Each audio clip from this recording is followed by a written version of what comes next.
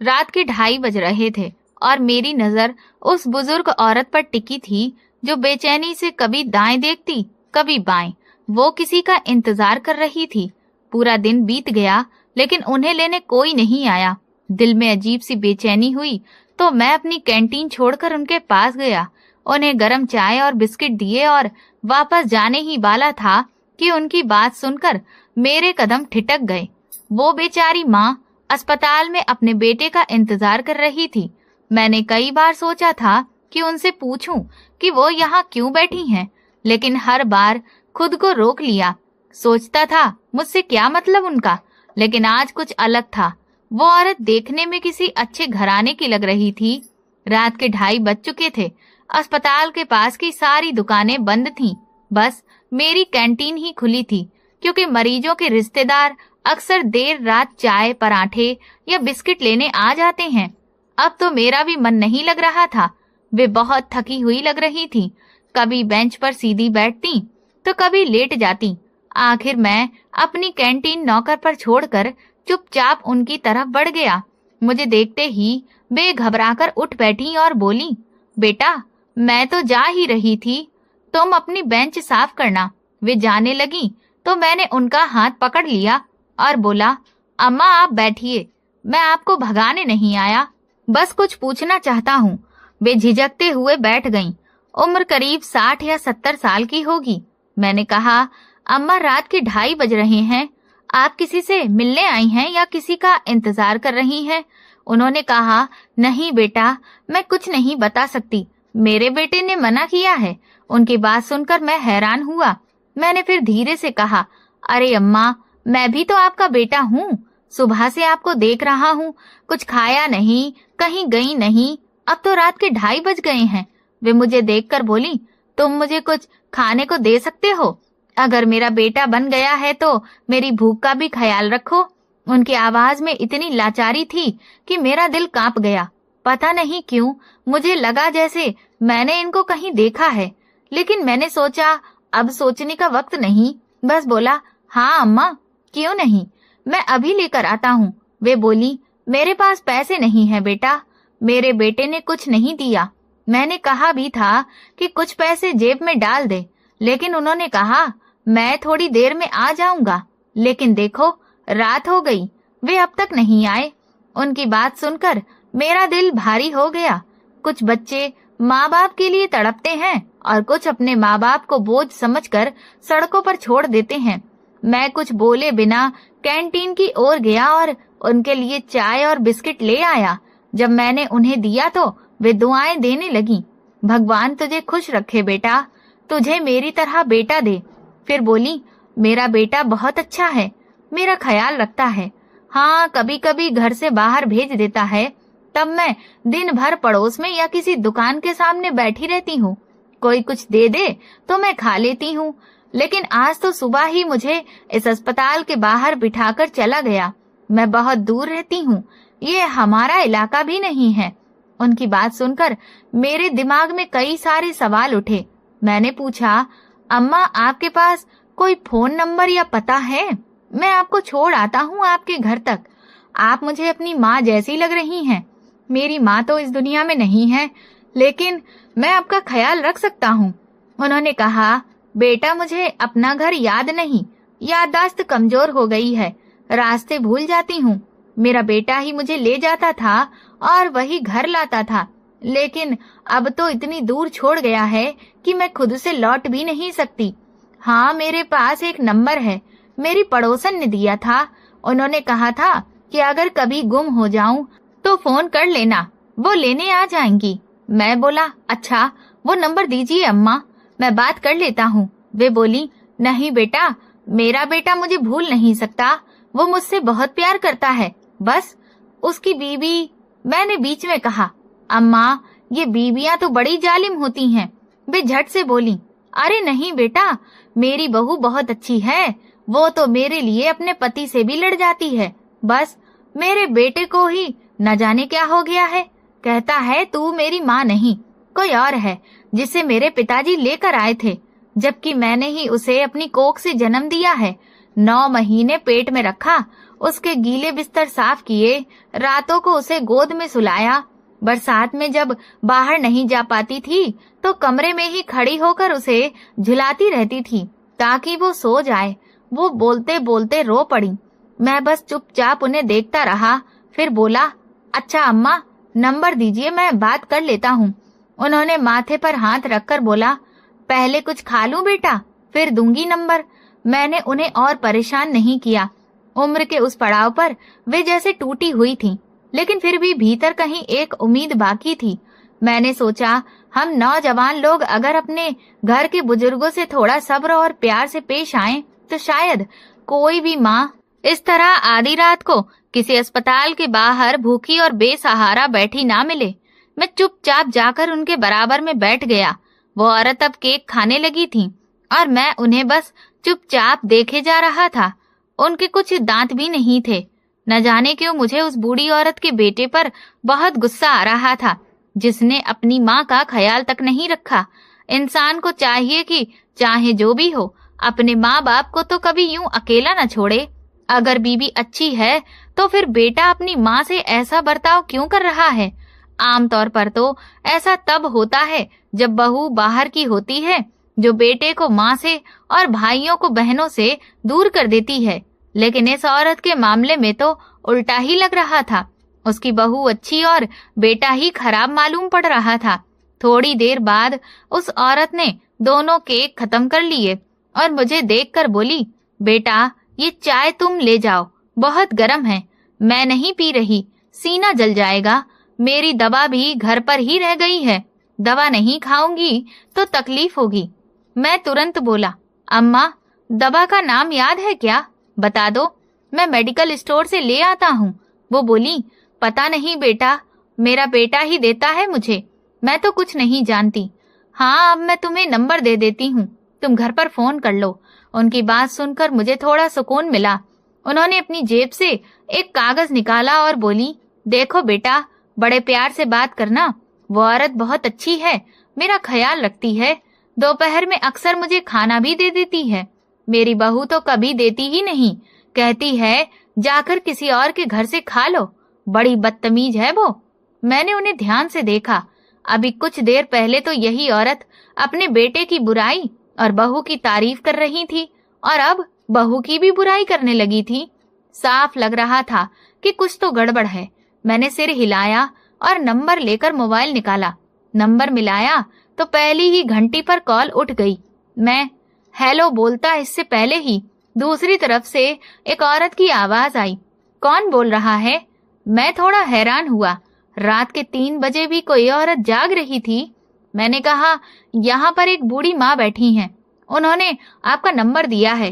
कह रही हैं कि उनका बेटा सुबह उन्हें यहाँ छोड़कर गया था और अभी तक लौटा ही नहीं है। अगर आप उनके बेटे को खबर दे दें तो बहुत मदद होगी। वो बोली, क्या आप अम्मा सावित्री की बात कर रहे हैं? मैंने उस बूढ़ी औरत की तरफ देखा और पूछा, अम्मा तुम्हारा नाम क्या है? वो गाल पर हाथ रखकर बोली, शायद रमा नाम है मेरा। तभी फोन से आवाज आई, हाँ हाँ, इनका नाम सावित्री है, इन्हें दिमाग की थोड़ी दिक्कत है। इनके बेटे को मैं बता देती हूँ, आप लाइन पर रहिए। अब मैंने रमा को गौर से देखा। वो बिल्कुल चुप थी। मैं समझ गया कि वो मानसिक रूप से ठीक नहीं है। कुछ पलों बाद फोन पर वही औरत बोली, आप कहाँ हैं अभी? मैंने कहा, मैं अस्पताल के सामने वाली कैंटीन से बोल रहा हूँ। वो बोली, कौन से अस्पताल के सामने है सावित्री? मैंने तुरंत अस्पताल का नाम बताया। वो बोली, ये जगह तो हमारे घर से बहुत दूर है। इसके बेटे ने बड़ा चालाकी भरा काम किया है। जैसे जैसे वो मुझे उसके बेटे के बारे में बताने लगी, मैं हैरान रह गया। मैंने कहा, इस उम्र में इतनी बुजुर्ग औरत को इस हाल में छोड़ देना, कैसे कोई इतना बेरहम हो सकता है? वो बोली, अब कुछ नहीं किया जा सकता। या तो आप इन्हें किसी वृद्धाश्रम में छोड़ दीजिए या फिर इन्हें वहीं पर बैठा रहने दीजिए, क्योंकि अब ऐसा कोई रास्ता नहीं बचा जिससे ये अपने बेटे तक पहुंच सकें। उसका बेटा सब सोच समझ कर करके गया है। इतना कहकर फोन कट गया। मैंने सिर घुमाया तो देखा बूढ़ी अम्मा मेरी तरफ उम्मीद भरी नजरों से देख रही थी। मेरी आंखें नम हो गईं। समझ ही नहीं आ रहा था कि उन्हें सच्चाई कैसे बताऊं। मेरा दिल जोर जोर से धड़कने लगा था। मैं अपनी जगह से उठा और कैंटीन में वापस चला आया। अब मुझ में सामना करने की हिम्मत नहीं बची थी। कुछ देर बाद मेरा नौकर आया और बोला, साहब, वो बूढ़ी औरत आई है जिसके साथ आप बैठे थे, दुकान के पास खड़ी हैं और आपका नाम पूछ रही हैं। मैंने आंखें बंद करके कहा, जाकर बोल दो कि मैं घर चला गया हूँ, दुकान में नहीं हूँ। तभी पीछे से आवाज आई, बेटा झूठ क्यों बोल रहे हो? मेरी बहू की तरह तुम भी यही करते हो, जबकि तुम तो यही हो। उसकी आवाज सुनकर मेरा दिल एकदम से धक्क से रह गया। वो मेरे सामने आकर बोली, बताओ बेटा, उस औरत ने क्या कहा? मेरा बेटा मुझे लेने आ रहा है ना? मैं जाकर वहीं बैठ जाऊं? कब तक आएगा? मेरी कमर में बहुत दर्द है, नींद भी आ रही है। अगर मैं सो गई और वो आ गया तो परेशान हो जाएगा। जब मैं सो जाती हूँ तो वो मुझे नहीं उठाता, बल्कि मेरे पैर दबाता रहता है। तुम जानते हो, वो बहुत अच्छा है। उसने मेरे लिए वो बात पूरी करती इससे पहले ही मैंने उनकी तरफ देखकर कहा, हाँ अम्मा, आ जाएगा थोड़ी देर में। मेरी बात हुई है उससे। आपको नींद आ रही है तो आप मेरे कमरे में जाकर सो जाइए। कैंटीन के साथ ही मेरा एक छोटा सा आराम करने का कमरा भी है। तभी वो बूढ़ी औरत बोली, नहीं बेटा, मैं यहीं जाकर बैठ जाती हूँ। अगर मेरा बेटा आ गया तो मैं कैसे उठूंगी? एक बार अगर मैं सो गई तो फिर उठना बहुत मुश्किल हो जाता है। उनकी बात सुनकर मेरा दिल बहुत भारी हो गया था। ऐसा लगा जैसे मेरी आंखों से आंसू निकल पड़ेंगे। मैंने कभी नहीं सोचा था कि इस दुनिया में इतने लाचार और बेबस लोग भी होते हैं। मैं उन्हें देखता हुआ बोला, अम्मा, आप थोड़ा आराम कर लो। जैसे ही आपका बेटा आएगा मैं आपको जगा दूंगा। मैंने आपके बेटे को देखा है। वो औरत फौरन बोली, कैसे देखा? तुम्हारे पास मेरे बेटे की फोटो है क्या? दिखाओ मुझे भी। सुबह से उसकी शक्ल तक नहीं देखी। उनकी ये बात सुनकर जाने क्यों मेरा दिल भर आया। मैं उन्हें देखते हुए बोला, हाँ अम्मा, फोटो तो थी, लेकिन गलती से डिलीट हो गई। जब कोई नई फोटो आएगी तो मैं आपको बता दूंगा। फिलहाल आप आराम कर लो। वो कुछ देर खामोश खड़ी रही, फिर बोली, ठीक है बेटा, मैं आराम कर लेती हूँ। कमर में बहुत दर्द है, कब से बैठी हूँ। कहाँ है कमरा? वो दीवार का सहारा लेते हुए चलने लगी। उनकी कमर झुकी हुई थी, चेहरे पर थकान और बेबसी साफ दिख रही थी, मगर उन्हें देखकर लगता था कि जवानी में बहुत खूबसूरत रही होंगी। मैंने तुरंत कमरा खोला। अंदर पंखा और जरूरत की चीजें रखी थीं। मैंने उन्हें बिस्तर पर लिटाया, कंबल दिया और बाहर आ गया। कमरे का दरवाजा आधा बंद कर दिया ताकि उन्हें घुटन ना लगे। मेरा नौकर मुझे देखकर बोला, साहब, आप इतनी हमदर्दी क्यों दिखा रहे हो? यहाँ तो रोज ऐसे लोग आते हैं। कोई भिखारी होगी, आप बेवजह परेशान हो रहे हो। कई बार ये लोग धोखेबाज भी निकलते हैं। आप नहीं जानते, कुछ तो चोर भी होते हैं। वो और कुछ बोलता, इससे पहले ही मैं गुस्से से चिल्ला पड़ा, चुप रहो, बकवास मत करो। खबरदार जो उस औरत के बारे में कुछ भी गलत कहा, अभी के अभी नौकरी से निकाल दूंगा तुम्हें। ये शब्द मैंने जिंदगी में पहली बार किसी पर बोले थे। मुझे खुद हैरानी हुई कि मैं इतना भड़क क्यों गया, लेकिन पता नहीं क्यों उस औरत के लिए मेरे अंदर एक अजीब सा अपनापन महसूस हो रहा था। वो लड़का चुपचाप जाकर काउंटर पर बैठ गया। मुझे अपनी बात पर थोड़ा पछतावा हुआ, लेकिन दिल मान नहीं रहा था। मैं जाकर उनके कमरे के पास ही बैठ गया, कहीं उन्हें कुछ जरूरत ना पड़ जाए। थोड़ी देर में वो गहरी नींद में सो गईं। शायद सुबह से लगातार बैठे रहने की वजह से बहुत थक गई थीं। इस उम्र में इंसान फिर से बच्चा बन जाता है और ऐसे लोगों की देखभाल करना हम जैसे जवानों का फर्ज है। मैं उसी बात में सोचता रहा, क्या सच में आज के जमाने में औलाद इतनी बेरहम हो गई है? मैं सोच भी नहीं सकता था। वो औरत खुद कह चुकी थी कि उसे किसी आश्रम या वृद्धाश्रम में भिजवा दूं या फिर यहीं छोड़ दूं, अपना गुजारा जैसे तैसे कर लेगी। लेकिन मेरा मन नहीं मान रहा था। मैं उन्हें ना तो किसी संस्था में भेज सकता था, ना ऐसे लावारिस छोड़ सकता था। मगर क्यों? इसका जवाब खुद मुझे भी नहीं पता था। मैं ना तो कोई बहुत दयालु आदमी था, ना ही सख्त दिल वाला, बस अपने काम से काम रखने वाला सीधा साधा इंसान था। पर उस औरत के मामले में मेरा दिल बहुत नरम हो गया था। वक्त धीरे धीरे बीतता जा रहा था। मैं भी थोड़ी देर कैंटीन की बेंच पर लेट गया। नौकर घर चला गया था। मैं अक्सर रात दुकान पर ही गुजार लेता था और सुबह थोड़ी देर आराम करने घर चला जाता था। मुझे लेटे हुए कुछ ही देर हुई थी कि अंदर से कराहने की आवाज आई। मैं फौरन उठ गया। अंदर झांका तो देखा कि वो बूढ़ी औरत दर्द से अपने पैर पटक रही थी। उन्हें देखकर मेरा दिल तड़प उठा। मेरी आंखों के सामने अपनी माँ की तस्वीर घूम गई। उनके आखिरी दिनों में वो भी इसी तरह तड़पती थीं और मैं काम के चक्कर में उन्हें वक्त ही नहीं दे पाया था। ये बात आज तक मेरे दिल में चुभती है। मैं फौरन कमरे में गया, दरवाजा खोला और बहुत नरमी से उनका पैर थाम लिया। धीरे धीरे दबाने लगा। कुछ ही देर में वो फिर से सो गईं। उनके कराहने की आवाज भी बंद हो चुकी थी। मैंने सुकून की सांस ली। मैं बाहर निकलने ही वाला था कि उनकी धीमी आवाज आई, राजू, मुझे छोड़कर मत जाना बेटा, मेरे पैर में बहुत दर्द है, थोड़ा और दबा दो। राजू नाम सुनते ही मैं चौंक पड़ा। मेरा दिल जोर से धड़कने लगा। मैं कुछ पल के लिए वहीं ठिठक गया, फिर चुपचाप वापस जाकर बैठ गया और उनके पैर धीरे धीरे दबाने लगा। मुझे पता था उनकी हड्डियां बहुत कमजोर हैं। अगर थोड़ा भी जोर लगाऊं तो उन्हें दर्द होगा, इसीलिए बहुत संभल कर दबा रहा था।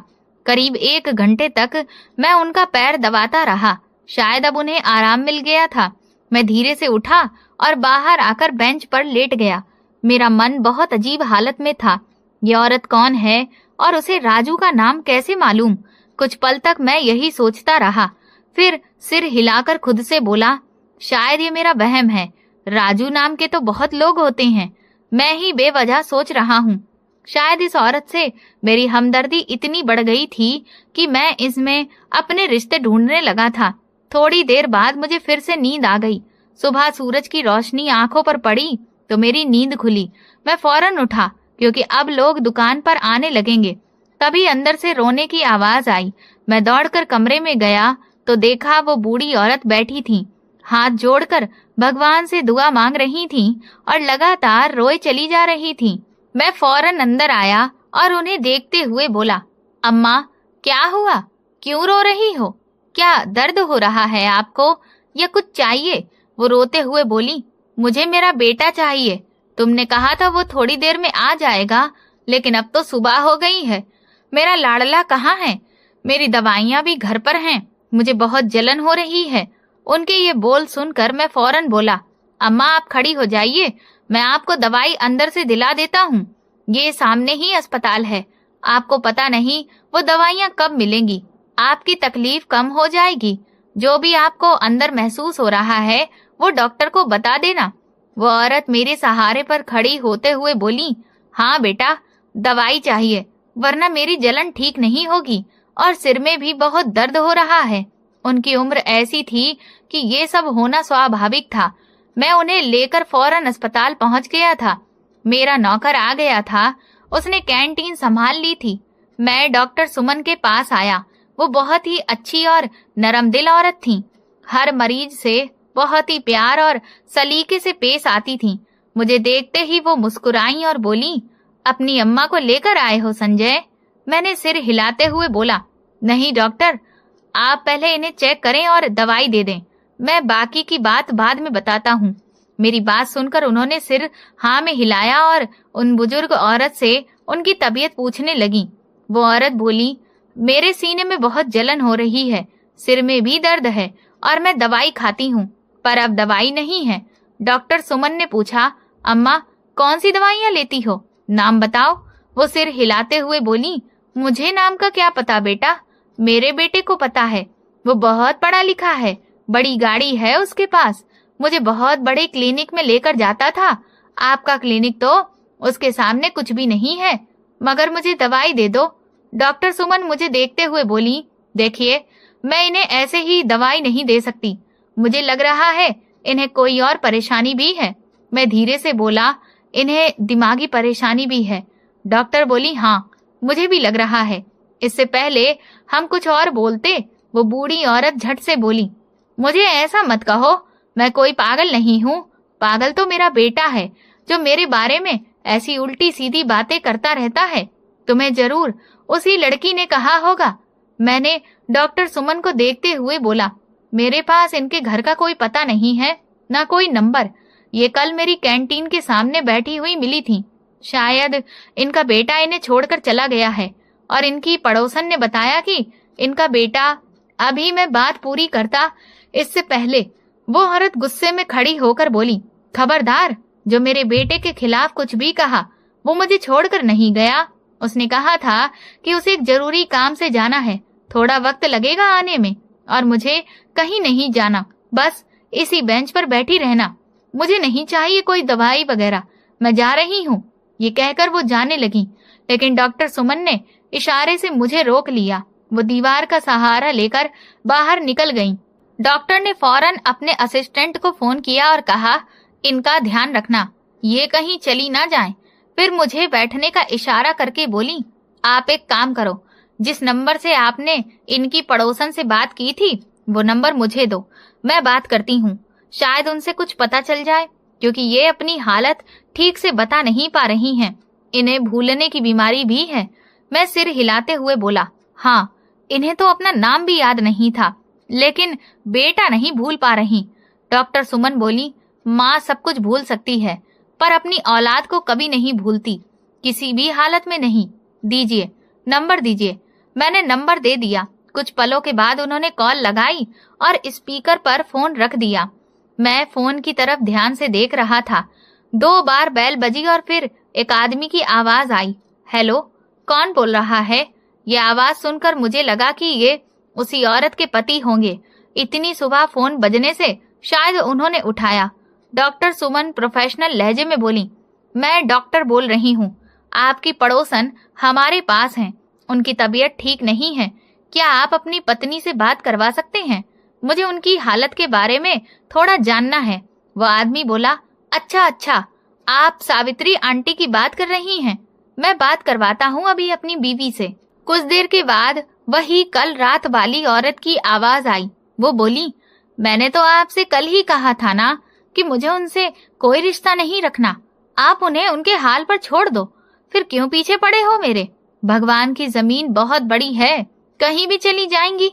वैसे भी सारा दिन यहाँ वहाँ भटकती रहती थीं। उनका बेटा इन्हें घर में घुसने ही नहीं देता था, बस बाहर दरवाजे के पास ही पड़ी रहती थीं। ज्यादा से ज्यादा उनकी बहू रात को रहम खाकर आंगन में सुला देती थी। मेरा दिल जैसे रुक गया था। इतनी बूढ़ी औरत पर इतना जुल्म। वो औरत कुछ और कहती, इससे पहले ही डॉक्टर सुमन बोली, मुझे ये नहीं पूछना कि ये कैसी जिंदगी जी रही थीं। मैं बस ये जानना चाहती हूँ कि आपको इनकी तबीयत का पता है। ये कह रही हैं कि इन्हें जलन हो रही है, सर में दर्द है, और ये साहब बता रहे हैं कि आपने कहा था कि इन्हें दिमाग की भी बीमारी है। वो औरत बोली, हाँ, ये दवाइयाँ लेती हैं, दिमाग से भी ठीक नहीं है, भूलने की बीमारी है और अजीब सी हरकतें करती हैं। शायद इसी वजह से इनका बेटा परेशान होकर इन्हें छोड़ गया। खैर, मुझे इनकी दवाइयों का तो नहीं पता है, पर ये ठीक नहीं रहती, हमेशा कहती रहती हैं कि सीने में जलन है। डॉक्टर अपने हिसाब से उनसे कुछ पूछने लगी और फिर कुछ देर के बाद मोबाइल बंद कर दिया। मैं कुछ बोलता इससे पहले ही डॉक्टर बोली, इन्हें बायोब्रेसिस है। ये एक ऐसी बीमारी है जिसमें आदमी पुरानी बातें याद रखता है, लेकिन आज क्या हुआ वो भूल जाता है। कभी किसी से प्यार से बात करता है तो कभी किसी पर गुस्सा करता है, कभी बहुत खुश होता है और कभी बहुत दुखी, कभी उल्टी सीधी बातें करता रहता है और कहीं टिक भी नहीं पाता। ये दिमाग का रोग होता है। खैर, मैं इनका इलाज नहीं कर सकती क्योंकि मैं मेंटल डॉक्टर नहीं हूँ। आपको किसी मनोचिकित्सक को दिखाना होगा, लेकिन उससे पहले इन्हें अच्छे से खाना खिला दो। पेट भरा रहेगा तो सुकून मिलेगा। अगर तुम खर्चा उठा सकते हो तो इलाज कराओ, और नहीं तो किसी संस्था में रखवा दो। हर किसी की जिम्मेदारी हम नहीं उठा सकते। अच्छा यही होगा कि तुम अपने काम पर ध्यान दो। इतना कहकर डॉक्टर सुमन अपने काम में लग गईं। मैं भारी दिल लेकर बाहर निकला। इस औरत को ऐसे छोड़ देना मेरे बस की बात नहीं थी। मैंने खुद को समझाया, छोड़ो, इनका मामला है, बैठी रहें, ज्यादा से ज्यादा मैं खाना दे दूंगा। पर मैं चाहकर भी इन्हें अनदेखा नहीं कर पा रहा था। बाहर निकला तो देखा सामने बेंच पर वो औरत चुपचाप बैठी थी, जैसे कि किसी का इंतजार कर रही हो। चेहरा थका हुआ, आंखें बुझी हुई। मुझे लगा भूख लगी होगी। मैंने जल्दी से उनके लिए चाय पराठा मंगवाया और पास जाकर बैठ गया। आमतौर पर मैं इस वक्त तक घर जाकर आराम करता हूँ, पर आज इस औरत की वजह से मैं यहीं रुक गया। मैं अपने हाथों से उन्हें नाश्ता कराने लगा तो वो रो पड़ी। बोली, तुम्हें पता है, मेरे बेटे ने कभी मुझे ऐसे नाश्ता नहीं दिया।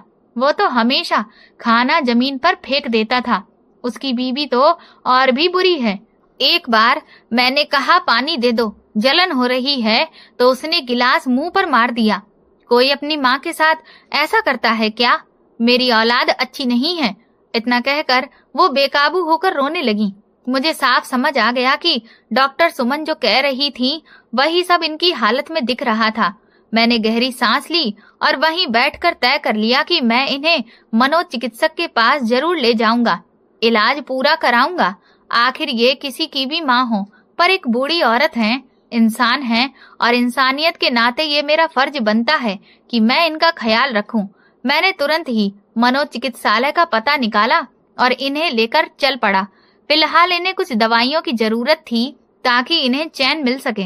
उसके बाद मैं इनके बेटे का पता लगाऊंगा, फिर आगे क्या करना है वो देखूंगा। उस औरत ने मुझे बताया था कि उनका बेटा शहर छोड़कर कहीं चला गया है। अब वो कहाँ गया है किसी को कुछ पता नहीं। यही वजह थी कि मैं हैरान रह गया था। फिलहाल मैं उस औरत को लेकर मेंटल हॉस्पिटल पहुंचा था।